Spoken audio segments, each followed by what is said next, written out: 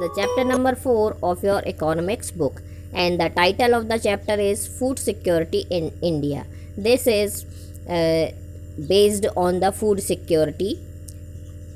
In this chapter, we will read what is food security, why food security implemented in India, what are the uses of food security, etc. So, at first, the question is what is food security? So, let's see. Food is as essential for living as air is for breathing. But food security means something more than getting 2 square meals. Food security has following dimensions. Availability of food means food production within the country, food imports and the previous year's stock stored in government granaries. Second, accessibility means food is within reach of every person. And third, affordability implies that an individual has enough money to buy sufficient, safe and nutritious food to meet one's dietary needs. Thus, food security is ensured in a country only if enough food is available for all the persons. All persons have the capacity to buy food of acceptable quality and there is no barrier on access to food.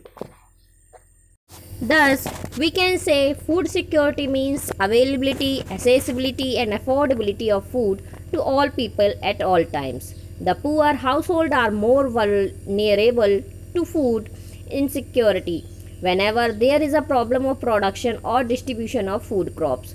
Food security depends on the public distribution system, which is called PDS, and government vigilance and action at times when this security is threatened. तो children, सबसे पहले food security है क्या? तो food जो है, जैसे कि हम सभी जानते हैं कि बहुत ही इम्पोर्टेंट थिंग है हमारे जीवन के लिए. जैसे कि हमारे लिए हवा ज़रूरी है, वैसे ही हमारे लिए फूड भी ज़रूरी है. तो जो पॉपुलेशन होती है इंडिया की, हर एक व्यक्ति तक, चाहे वो गरीब हो चाहे अमीर हो, सबसे पहला फैक्टर उसका ये होता है फूड सिक्योरिटी का, अवेलेबिलिटी ऑफ फूड हो. मतलब कि हर व्यक्ति के लिए फूड अवेलेबल हो सके, चाहे वो गरीब हो या अमीर हो. इसके बाद एसेसिबिलिटी, इसका मतलब ये है कि हर व्यक्ति तक फूड पहुंच सके. और थर्ड है इसका अफोर्डेबिलिटी, इसका मतलब ये है कि हर व्यक्ति उस न्यूट्रिशियस फूड को ख़रीद सके और उसे, ताकि वह जो उसकी डाइट में जो इम्पोर्टेंट न्यूट्रिशंस हैं वह उस तक पहुंच सकें. तो इस तरह से जो हमारी गवर्नमेंट है वो इंश्योर करती है कि हर व्यक्ति के पास फूड अवेलेबल हो और हर व्यक्ति जो हो वो उस अच्छी क्वालिटी के फूड को ख़रीद सके, उस तक वो अवेलेबल इजीली पहुंच सके और किसी प्रकार का कोई बैरियर ना हो. इस तरह से कहा जा सकता है कि फूड सिक्योरिटी जो है वो सभी पीपल के लिए, सभी लोगों के लिए अवेलेबिलिटी, एसेसिबिलिटी और अफोर्डेबिलिटी होती है. तो हमारी गवर्नमेंट जो है बहुत प्रयास करती है कि हमारे देश में जो गरीब लोग हैं, जो बीपीएल कार्ड वाले हैं या बहुत सारे ऐसे लोग हैं जिनको फूड अवेलेबल नहीं हो पाता है, उनको फूड प्रोवाइड करा सके. और यह सरकार की जिम्मेदारी भी है और यह सरकार के लिए चुनौती भी है. और इसके लिए गवर्नमेंट जो है फूड सिक्योरिटी कार्यक्रम जो होता है उसे इम्प्लीमेंट करती है. और यह जो है फूड सिक्योरिटी, यह पब्लिक डिस्ट्रीब्यूशन सिस्टम पर, गवर्नमेंट विजिलेंस पर और जो गवर्नमेंट है वो क्या एक्शन ले रही है, इन सारी चीज़ों पर डिपेंड करती है. Now again one more question. So why food security? Food security की क्या ज़रूरत है, क्यों food security? So let's see. The poorest section of the society might be food insecure most of the times, while persons above the poverty line might also be food insecure when the country faces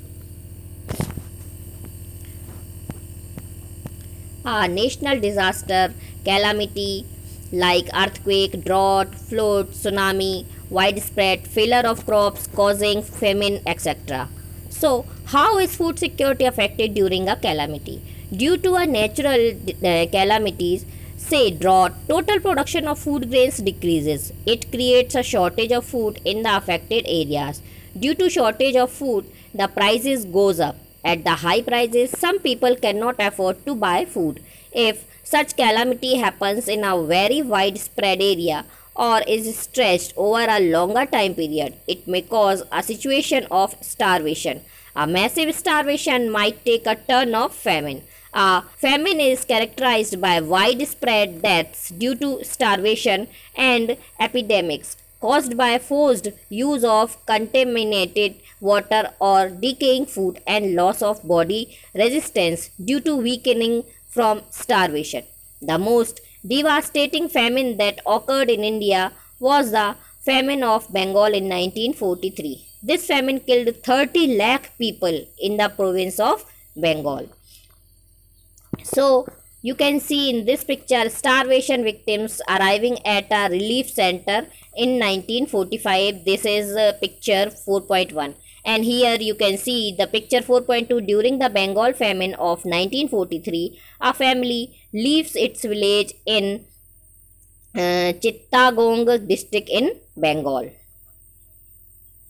तो children, अब question है कि Y food security क्यों होता है। तो जैसे कि मैंने पहले बताया कि पावर्टी लाइन के बिलो जो लोग रहते हैं उनको तो शायद न्यूट्रिशंस की, भोजन की कमी हो सकती है।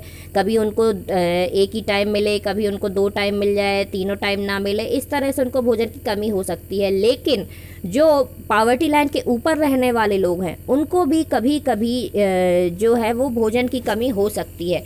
उसका कारण हो सकता है नेचुरल डिज़ास्टर और भी दूसरे कैलेमिटीज़ हैं, जैसे कि अर्थक्वेक है, ड्रॉट है, फ्लड है। इन सब की वजह से उनको भी फूड की कमी हो सकती है, समाज में फूड की कमी हो सकती है। जैसे कि यदि सपोज़ हम देख लें कहीं पर मान लीजिए ड्रॉट हो गया, सूखा हो गया, तो इसकी वजह से जो फूड ग्रेन का प्रोडक्शन है वो डिक्रीज़ हो जाता है। और जैसे ही फूड ग्रेन का प्रोडक्शन डिक्रीज़ होगा तो शॉर्टेज हो जाएगी फूड की, और उस एरिया में फिर जो प्राइसेस होते हैं वो हाई हो जाते हैं। तो एक बहुत बड़ा ऐसा तबका फिर आ जाता है सामने जो कि हाई प्राइसेस में अफोर्ड नहीं कर सकता है उस फूड को। तो इस कंडीशन में सभी को फूड प्रोवाइड करने के लिए जो फूड सिक्योरिटी का सिस्टम है वह गवर्नमेंट ने अडॉप्ट किया हुआ है, अप्लाई किया हुआ है। अब सबसे बड़ा इस तरह से, और ये देखा जाए तो इस तरह का फेमिन एक हमारे भारत में 1943 में आया था, और उसके बाद इस तरह का भयानक फेमिन जो है वो कभी नहीं हुआ है हमारे देश में, और ईश्वर करे कि कभी ना हो। उस वक्त बंगाल में जो स्थिति थी वो बहुत ज़्यादा ख़राब हो गई थी लोगों की, और उन्हें अपने गांव छोड़कर दूसरी जगह पर जाकर बसना पड़ा था। वहाँ पर जो प्रोडक्शन था फूड का वो बहुत ही ज़्यादा कम हो गया था। वैसे डेटा के हिसाब से देखा जाए तो 1938 में जो टोटल अवेलेबिलिटी थी वो लाख टन में थी, 85 राइस की 85 लाख टन, जो कि 1943 में जब डिज़ास्टर आया तब 79 हुई। बहुत ज़्यादा अंतर तो नहीं आया था, लेकिन इसके बावजूद भी वहाँ की जो जनता थी उसने बहुत ज़्यादा सफ़र किया। अब यहाँ पर कुछ एक्टिविटीज़ आपको दी गई हैं तो आपको देखना है और आप कॉपी में करने हैं। Nothing like the Bengal famine has happened in India again, but it is disturbing to note that even today there are places like Kalahandi and Kashipur in Odisha where famine-like conditions have been existing for many years, and where some starvation deaths have also been reported. Starvation deaths are also reported in Baran district of Rajasthan, Palamau district of Jharkhand, and many other remote areas during the recent years. Therefore, food security is needed in a country to ensure food at all times. अब ना सिर्फ बंगाल में बल्कि इस तरह के जो feminine वाली कंडीशन है वो उड़ीसा के कालाहांडी और काशीपुर में लगभग बहुत सालों से बनी हुई है। और इस तरह की कंडीशन सिर्फ उड़ीसा में ही नहीं, राजस्थान में, झारखंड में और अदर दूसरे ऐसे प्लेसेस है जहाँ पर इस तरह की फेमिन की कंडीशन हो सकती है। और इसलिए जो गवर्नमेंट है वो फूड की अवेलेबिलिटी को इंश्योर करने के लिए फूड सिक्योरिटी को सिस्टम को अपनाती है।